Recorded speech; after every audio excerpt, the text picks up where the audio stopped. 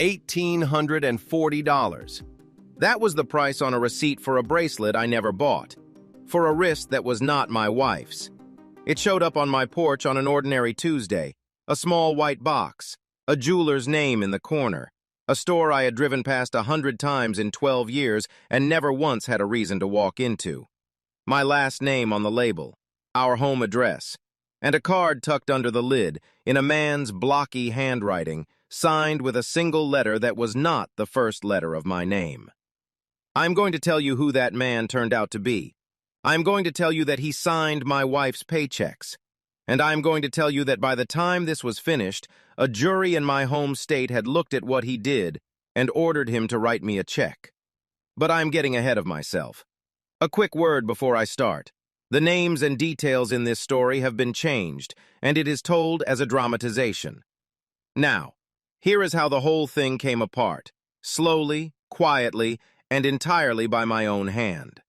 I run a heating and air company in North Carolina. I started it the hard way with a single used van and a ladder I borrowed from my father and never did give back. It took me 9 years to put the second truck on the road. It took me 11 to get where I am now. 12 trucks, 19 guys on the payroll, my name on the side of every one of them. I am out of bed at 4:30 in the morning. I am on a roof or down in a crawl space by 6. In July, when the whole state is begging for cold air, I do not see my own kitchen until the light is gone from the sky. I worked Saturdays. I worked most holidays. I never once minded any of it, because I believed I was building something for the two of us. I met my wife at a parts counter of all places. She had come in to return a part for her father. I rang it up, and I asked her to dinner before she made it back to the door. We were married inside a year. For all 11 years after that, if you had stopped me on the street and asked, I would have told you without a second of hesitation that we were solid. We did not scream at each other. We did not throw plates. We had the kind of quiet that I took for a very long time as proof that things were good. I have learned since that a calm house is not always a happy one. Sometimes a calm house is just a careful one. She was always better with money than I was, so over the years she drifted into handling all of it. The accounts, the credit cards, the statements that came to the house.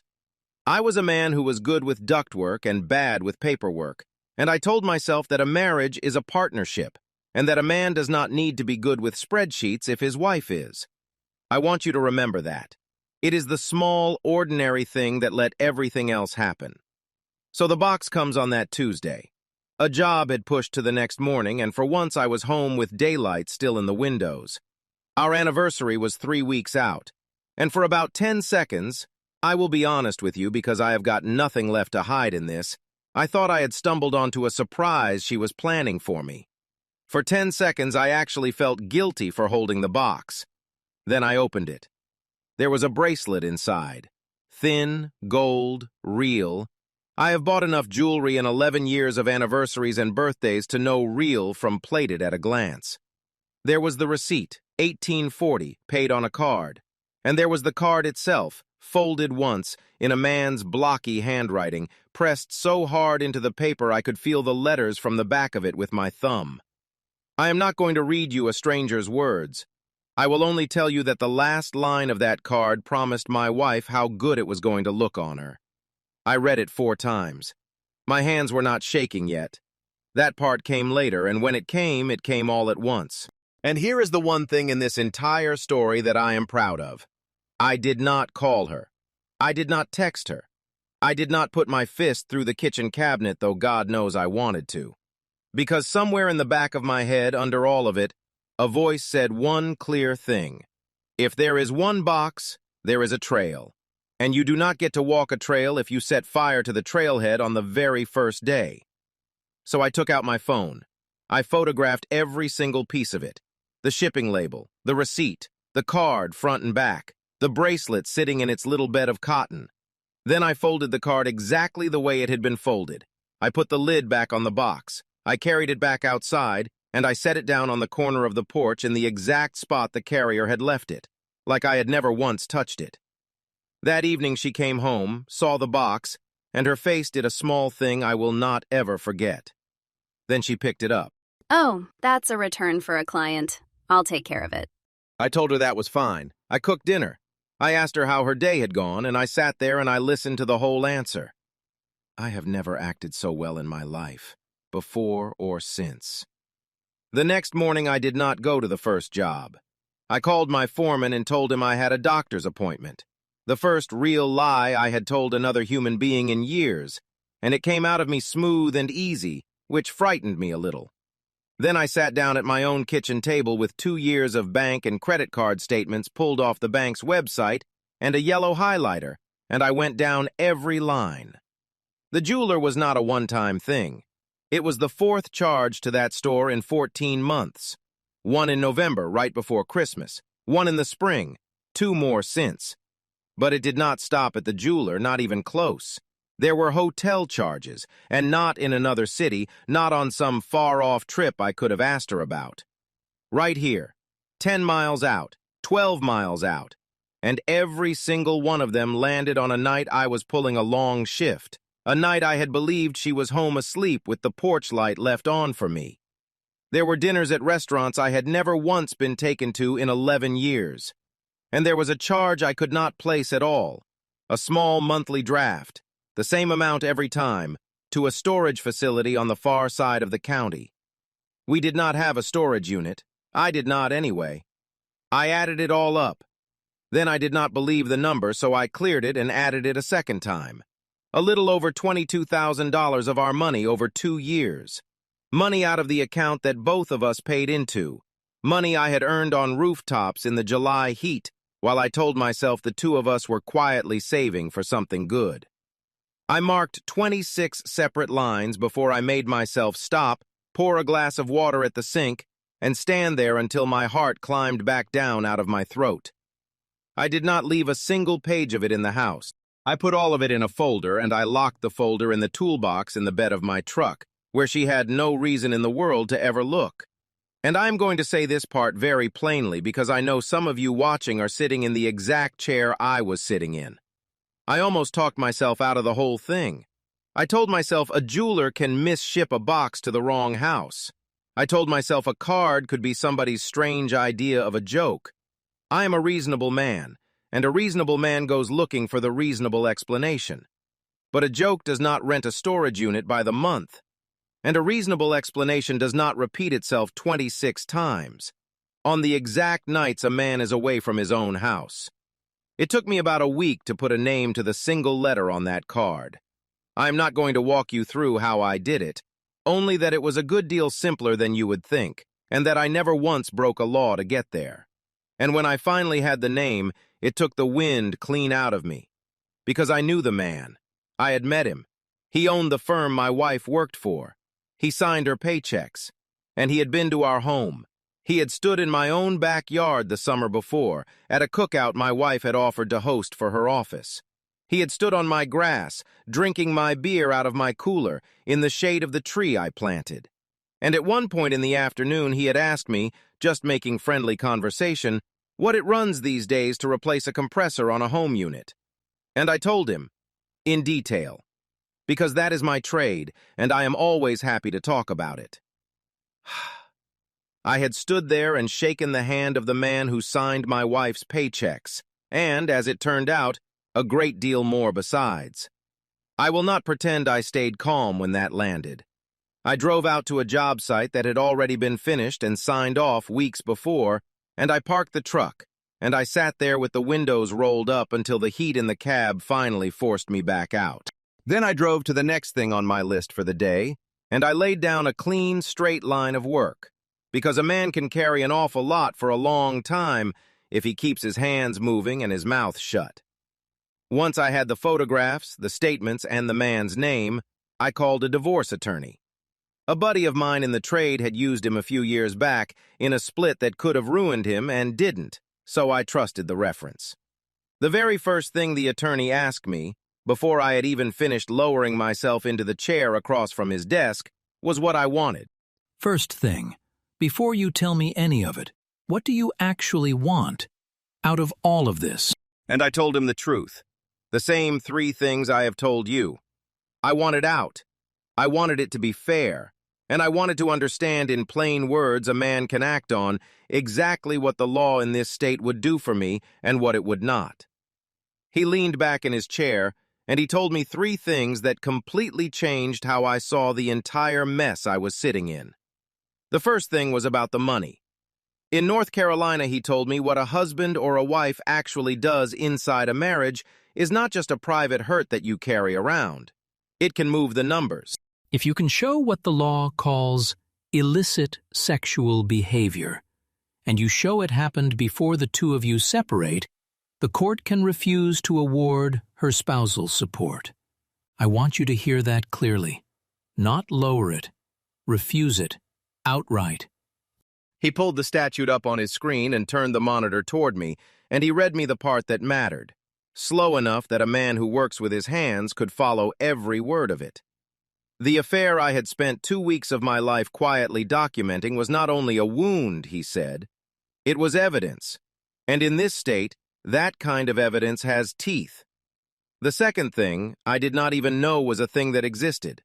North Carolina, he told me, is one of only a small handful of states left in the entire country that still lets the faithful spouse take the other person, the one who came into the marriage from the outside, to court.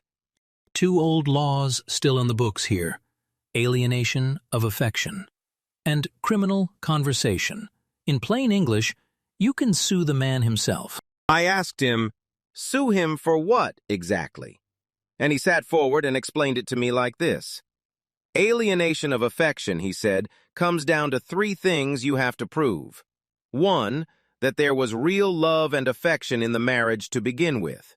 2, that the love is now gone. And 3, that this man's conduct was a cause of it being gone. Criminal conversation, he said, is the older and blunter of the 2. It really just comes down to proving the affair itself happened while the 2 of us were still legally married, and I had a folder in my truck that did exactly that. He told me there was a window of only a few years to file, and that the clock had quietly started ticking the very day I found out. And then he told me the part that sat me straight up in the chair. He owns a business. He has real assets. That matters here, because in some of our counties, juries have handed down very real numbers for exactly this, not symbolic, real. The third thing he told me was the most important of all 3, and it is the one piece of this whole story that I would get down on my knees and beg you to take with you if you take nothing else from a stranger on the internet. Do not drive to his office.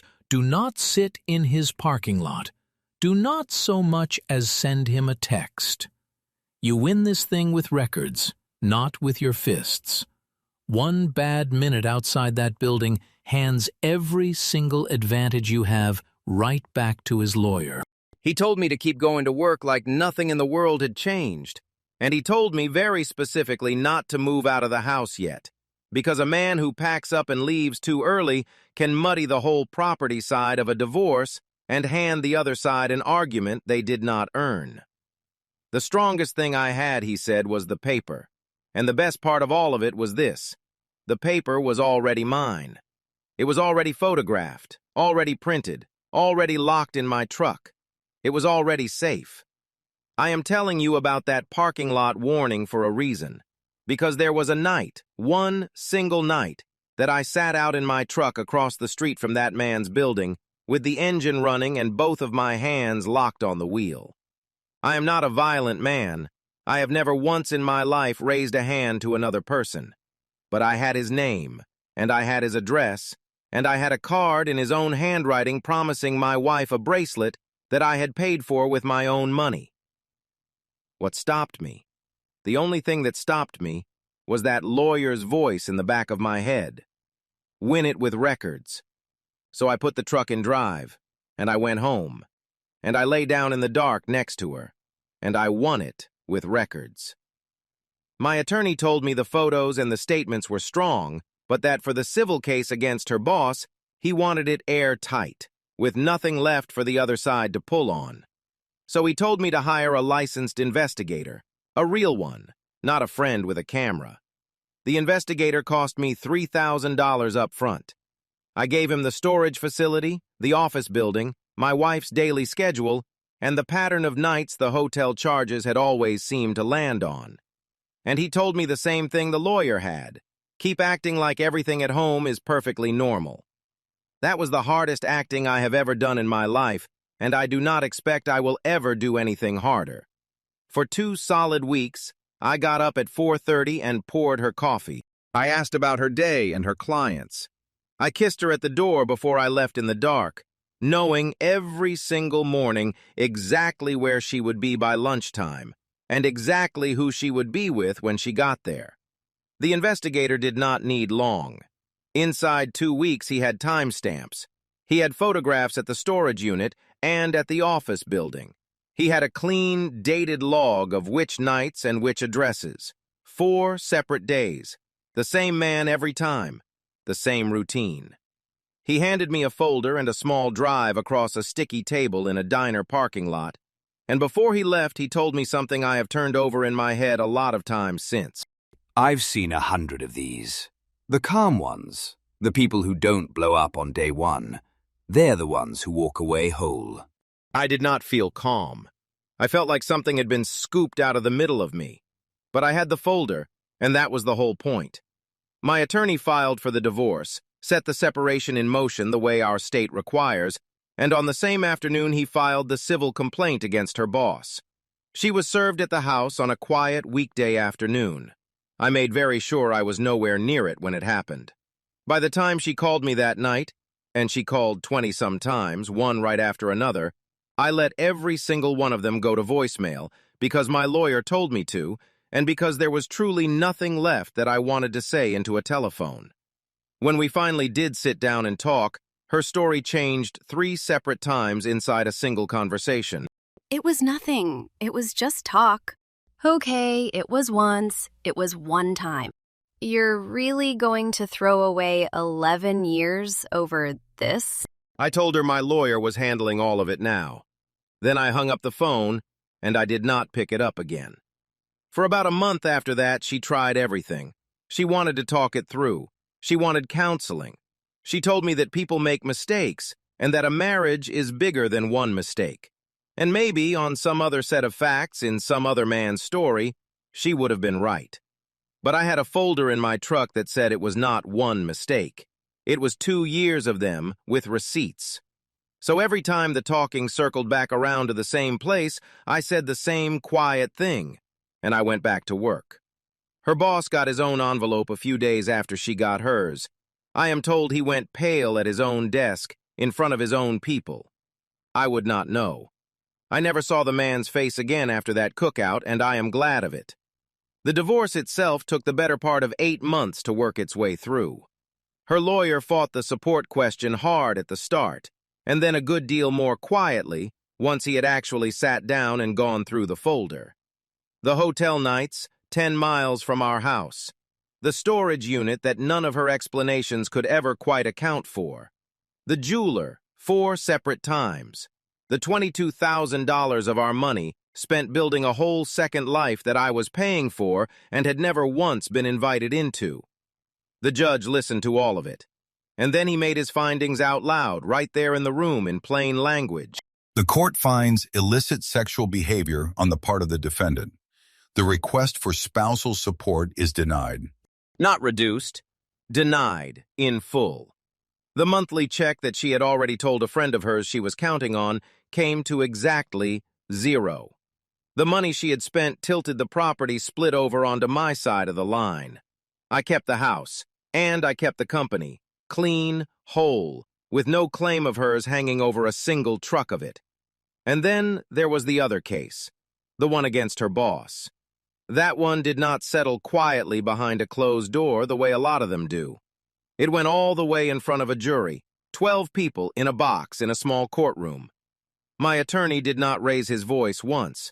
He did not need to. He just laid it all out, one piece at a time, and he put the paper up where all 12 of them could see it with their own eyes. The bracelet, bought on that man's own card and mailed to my home. The pattern of it, the 2 years of it, the cookout where he had stood on my grass and shaken my hand. He let the documents do the talking, and the documents talked plenty. The jury was out for less than a single day. They came back and they found for me. And then they did the thing the old statute allows them to do. They put an actual number on what that man had done to a marriage. A little over $400,000. Now, a verdict is not always the same thing as a check.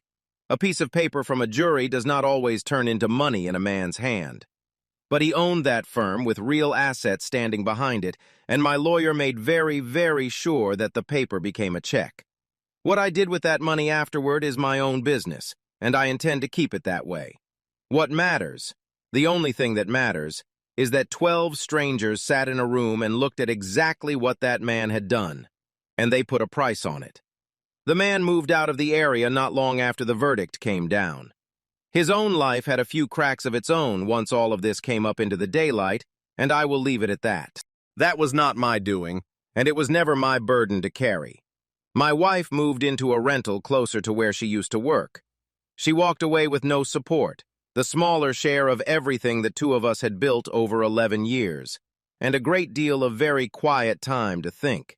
She got the man she had been sneaking off to see for 2 whole years. And then, the way these things almost always seem to go, once the sneaking around was over, once it was all out in the open and there was nothing left to hide, so was he. He was gone. The thrill, I think, was never really in the man. The thrill was in the lie. And when you take the lie away, it turns out there is not very much left standing. As for me, I am still up at 4:30 in the morning. I am still down in crawl spaces by 6. I will not stand here and pretend the house is not too quiet on some nights, because it is. But it is an honest quiet now, and I sleep all the way through it, which is a great deal more than I could say for the 2 years I spent not knowing I was being lied to. I think about that little white box sometimes. $1,840 for a bracelet, and it turned out to be the cheapest thing in the entire story. It cost her the marriage, the money, and the man. It cost him $400,000 and a town to live in. It cost me a marriage that I had already lost a long time before without ever once knowing it. The box itself did not break a single thing. It just walked up onto my porch one ordinary Tuesday and turned the lights on, so that I could finally see what was already broken. People ask me sometimes if I wish it had never landed on my porch at all, and I tell them the honest truth. I do not. That box is the only reason I ever found out what my life actually was. I would take the package again tomorrow. I'll leave you with this. A marriage runs on trust, but the day the trust is gone, a marriage stands or falls on what you can prove, and proof in the end is only 3 things: paper, patience, and a clear head. And one more thing, for whoever out there needs to hear it tonight. No verdict, no settlement, no win, none of it is worth your freedom. If your gut is telling you to check, then check. Quietly. And when you finally know, you walk to a lawyer. You do not walk to a parking lot. Until next time.